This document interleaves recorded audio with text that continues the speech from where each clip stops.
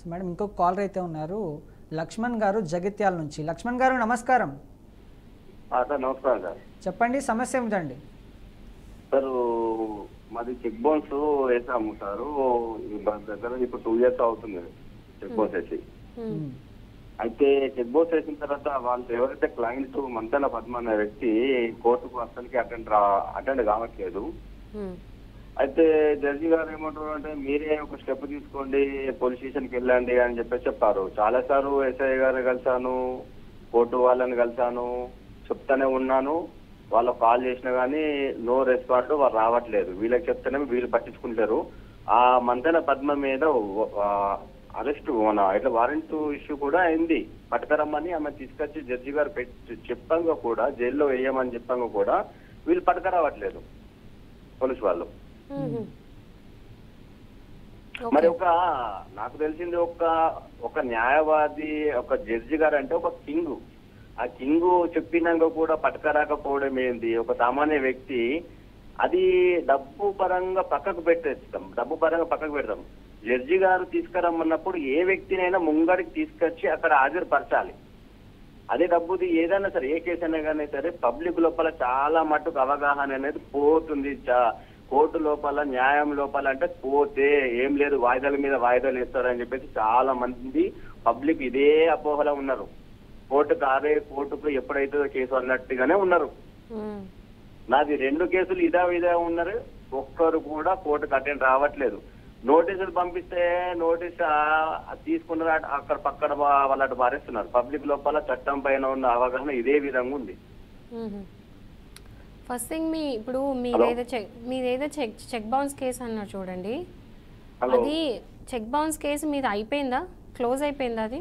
Hello Laxman గారు, madam మాటలు వినిపిస్తున్నాయండి మీకు?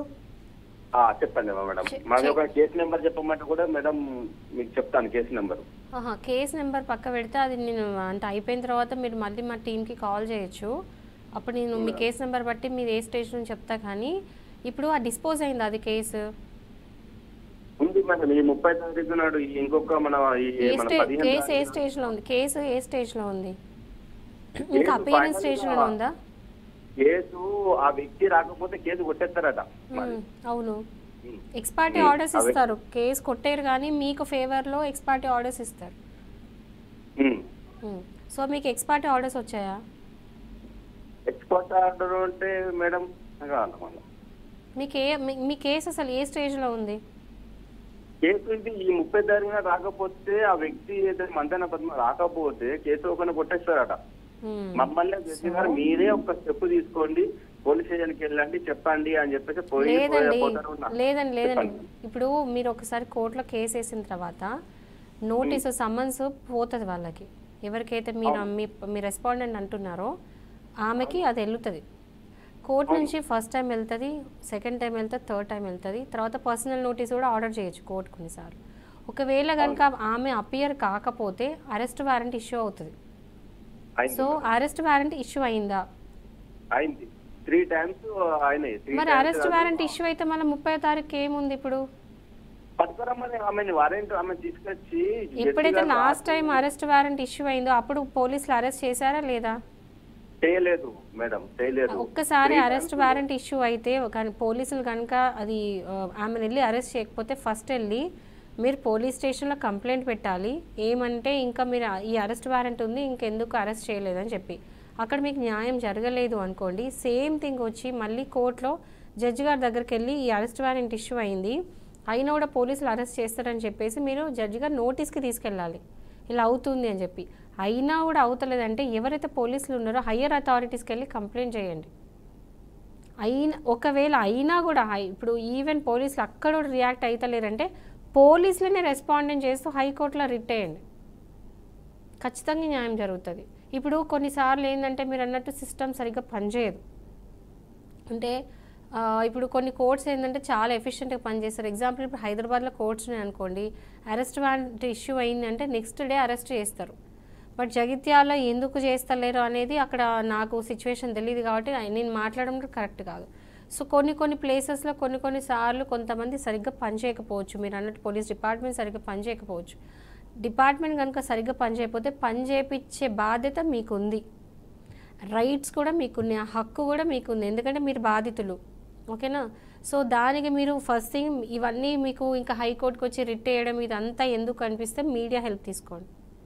బీఆర్కే న్యూస్కి మీరు కాల్ చేసి బీఆర్కే న్యూస్ హెల్ప్ అన్న తీసుకోండి. సో మొత్తానికైతే అది అయ్యే వరకు వదిలేయకండి. అండ్ ఇంకోటి, మీ అడ్వకేట్ కూడా ఎఫిషియెంట్గా పనిచేయాలి, మీ అడ్వకేట్ కూడా కరెక్ట్గా వాదించాలి అక్కడ. అంటే మీరైతే చెప్పాలనుకున్నారో అది మీకంటే ఎక్కువ అడ్వకేట్స్ జడ్జి గారు చెప్తారు. సో జడ్జి గారికి అది అర్థం కావాలి. ఈ అరెస్ట్ వారెంట్ ఇష్యూ అయినాక కూడా ఎందుకు అరెస్ట్ చేస్తారు అనేది బిగ్ క్వశ్చన్ మార్క్. ఎందుకంటే నాకు తెలిసి లీగల్ నోటీస్ 3 సార్లు పంపించుంటారు కానీ అరెస్ట్ వారెంట్ అయితే ఇష్యూ చేస్తుండరు, కాబట్టి అరెస్ట్ చేస్తుండరు. ఎందుకంటే అరెస్ట్ వారెంట్ ఇష్యూ అయితే అరెస్ట్ వారెంట్ ఇష్యూ అయిన తర్వాత మళ్ళీ 30వ తారీఖు ఈ డేటు ఎందుకు వేసారో నాకు తెలియదు. ఎందుకంటే ఆ 30వ తారీఖు లోపల వాళ్ళు ఖచ్చితంగా అరెస్ట్ చేసి ఉండాలి. లేదు జరగలేదు, మీరు అనుకున్నట్టు కాలేదు అంటే ఈ 30వ తారీఖు వెళ్ళి మీరు ఇప్పుడు మీ అడ్వకేట్తో పాటు మీది కూడా కోర్టులో అపీర్ అయ్యి మీరు కూడా చెప్పండి జడ్జి గారికి. మీరు పర్సనల్ కూడా వెళ్ళి మీరు చెప్పవచ్చు, ఇట్లా జరుగుతుంది, నాకు న్యాయం జరుగుతుంది. మీరు ఏదైతే నాకు కాల్ ఇప్పుడు చెప్తున్నారో సేమ్ యాజ్ ఇట్ ఈజ్గా మీరు జడ్జి గారు చెప్పండి, ఇట్లా అరెస్ట్ వారెంట్ ఇష్యూ అయినా కూడా ఎందుకు తీసుకోవట్లేదు, నాకు నమ్మకం పోయిందని చెప్పేసి. అయినా మీకు ఎట్లాంటిది జరగలేదు, న్యాయం జరగలేదు అంటే మీడియా హెల్ప్ తీసుకోండి. లేదు అంటే ఈవెన్ పోలీసులను కూడా కలిపి కేసు వేయొచ్చు మీరు.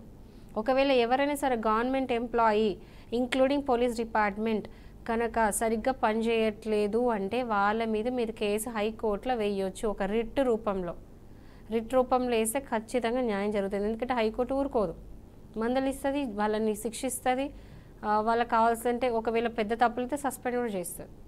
అండ్ ఆల్సో దాంతోపాటు లోవర్ కోర్ట్స్ కూడా, అంటే ఏ కోర్టులో అయితే మీ కేసు ఫైల్ అయిందో ఆ కోర్టు కూడా జడ్జి గారికి కూడా ఈ హైకోర్టు నుంచి ఆర్డర్స్ వెళ్తుంది, ఇంత టైం లోపల ఇది మొత్తం కంప్లీట్ చేయండి అని చెప్పేసి. సో ఎక్కడ న్యాయం జరగద్దని మాత్రం డిసప్పాయింట్ అవ్వద్దు, న్యాయం జరుగుతుంది. ఒక్కటి ఏంటంటే పద్ధతి తెలవాలి, మీకు ఆ ప్రాసెస్ తెలవాలి. ప్రాసెస్ తెలియనంత మటుకు మీకు న్యాయం జరగదు. ప్రాసెస్ తెలియకపోతేనే ప్రాబ్లం. సో ప్రాసెస్ ఏంటో తెలియాలంటే రోజు మాది 5 to 6 మీరు వాచ్ చేయండి, మీకు ఇన్ఫర్మేషన్ ఉంటుంది, అవేర్నెస్ కూడా పెరుగుతుంది. ఫస్ట్ మీ కేసు ఏ స్టేజ్లో ఉంది అనేది కనుక్కోండి మీ లాయర్ని అడిగి. అండ్ సెకండ్ థింగ్ ఏంటంటే లీగల్ నోటీస్ 3 సార్లు పంపించారు, లేకపోతే అరెస్ట్ వారెంట్ ఒక్కసారి ఇష్యూ అయితే కంపల్సరీ వెళ్ళి పోలీసు వాళ్ళు అరెస్ట్ చేస్తారు. చేయకపోతే మాత్రం వాళ్ళ హైయర్ అఫీషియల్ చేయకపోతే వాళ్ళ మీదే పోలీసుల మీద యాక్షన్ తీసుకోవాల్సి వస్తుంది. ఆ జడ్జి గారు ఎందుకు చేయలేదని మీరు అడగాల్సిన అవసరం లేదు, జడ్జి అడుగుతాడు. సో నాకు తెలిసి మీ కేసు ఇంకా అరెస్ట్ వారెంట్ దాకా వెళ్ళి ఉండదు, ఓన్లీ లీగల్ నోటీస్ పంపించుంటారు. ఫస్ట్ మీ కేసు ఏ స్టేజ్లో ఉందనేది మీ లాయర్ని అడిగి తెలుసుకోండి. ఓకే, ఇప్పుడు కేవలం పర్సనల్ వైరాల మీద నోటీసులు పంపిస్తుంటారు మేడం కొంతమంది. సో ఇది న్యాయపరంగా ఎంతవరకు సమ్మతం అంటారు? ఇప్పుడు పర్సనల్ రైవలరీస్ ఏమైనా ఉన్నాయి ఏంటంటే దానికి ఊరికే కాదు, ఒకవేళ నిజంగా జెన్యూన్ కేసు, నిజంగా కేసు ఉంది, నిజంగా తప్పులు జరిగినాయి, నిజంగా మీకు డ్యామేజ్ జరిగింది, అలాంటప్పుడు నిజంగా జెన్యూన్ కేసు ఉంటే మాత్రం లీగల్ నోటీసులు పంపిస్తే తప్పలేదు. ఆ పర్సనల్ రైవలరీ అయినా పర్లేదు, రైవలరీ ఉందా లేదా అని సెకండరీ, నిజంగా కేసు ఉంటే మాత్రం పంపిస్తే ఓకే. లేదు ఊరికే జస్ట్ ఏదో గ్రడ్జ్ తీర్చుకోవడానికి, పగ తీర్చుకోవడానికి, ఏదో రివెంజ్ ప్లాన్ లాగా లీగల్ నోటీస్ పంపించడం మాత్రం తప్పు. అలాంటిదని పంపిస్తే మాత్రం మీకు శిక్ష అనేది పడుతుంది, అలాంటివి చేయొద్దు. సో మీకు ఐపీసీలో అఫెన్సెస్ అన్నీ కూడా మీకు ఏమంటారు అదే మిస్రిప్రజెంటేషన్ ఇవన్నీ ఉంటాయి కాబట్టి దాని కింద మీకు శిక్ష పడే అవకాశాలు ఉన్నాయి. ఒకవేళ జెన్యూన్ కేసు అయితే మాత్రం ప్రాబ్లం లేదు, బట్ జస్ట్ లీగల్ నోటీస్ పంపించినంత మాత్రాన అయిపోదు. ఒకవేళ లీగల్ నోటీస్ తీసుకొని వెళ్ళి కోర్టులో వేయడం అవన్నీ చేస్తే మాత్రం ప్రాబ్లం అవుతుంది. అంటే కొంతమంది లీగల్ నోటీస్ని డబ్బులు వసూలు చేసే సాధనంగా కూడా వాడుతున్నారు, దీన్ని ఎలా ఆపాలి మేడం? ఫస్ట్ థింగ్ అదే చెప్తున్నాను, ఒకసారి లీగల్ నోటీస్ పంపించినారు అంటే అయ్యో ఏమో అయిపోద్ది నేను అని చెప్పి భయపడొద్దు. వెళ్ళండి, ఒక అడ్వకేట్ని కలిసి దాని గురించి ఇన్ఫర్మేషన్ తెలుసుకోండి. ఫస్ట్ మీరు చదువుకోండి అసలు అది నిజంగా ఏమంటారు, నిజంగా కేసు నిజంగా మీరు తప్పు చేసి ఉంటారా, చేసి ఉంటే మాత్రం భయపడాల్సిందే, చేసి ఉండకపోతే భయపడాల్సిన పని లేదు. సో వెళ్ళి అడ్వకేట్ని కలిసి దాన్ని ఎట్లా ట్యాకిల్ చేయాలి, ఈ ప్రాబ్లమ్ని లీగల్ నోటీస్కి ఎట్లా రిప్లై ఇవ్వాలి, ఒకవేళ మీరు మీ ఫ్యాక్ట్స్ ఏదైతే కేసు ఉందో మీకు సంబంధించిన ఫ్యాక్ట్స్ అన్నీ కూడా లాయర్ చెప్పండి. దాన్ని బట్టి వాళ్ళు రిప్లై నోటీస్ అనేది పంపిస్తారు. రిప్లై నోటీస్ పంపించినప్పుడు మీ బాధ్యత తీరినట్టు అక్కడికి. లేదు అయినా వాళ్ళు ఆకుండా కనుక కోర్టులో కేసు ఇస్తే అప్పుడు మీరు వెళ్ళి కోర్టులో కేసు కంటెస్ట్ చేయాలి, ఎందుకంటే అది కోర్టులో ఏదైనా కేసు ఇస్తే మీరు కంటెస్ట్ చేయాల్సింది. బట్ జస్ట్ లీగల్ నోటీస్ పంపించినంత మాత్రం భయపడాల్సిన పని లేదు. ఒకవేళ మనీ ఎక్స్ట్రాక్ట్ చేయడానికి అదని చేస్తే మాత్రం, అంటే లీగల్ నోటీస్ త్రూ పంపించి భయపెట్టించి మిమ్మల్ని ఏదైనా ఎక్స్ట్రాక్ట్ చేయాలి డబ్బులు అనుకుంటే మాత్రం ఎక్స్ట్రాక్షన్ కింద మీరు వెళ్ళి కేసు వేయొచ్చు, పోలీస్ స్టేషన్లో కేసు అనేది వేయొచ్చు. సో ఆ ప్రాబ్లం అనేది అక్కడే సాల్వ్ అవుతుంది, బట్ భయపడొద్దు. ఓకే.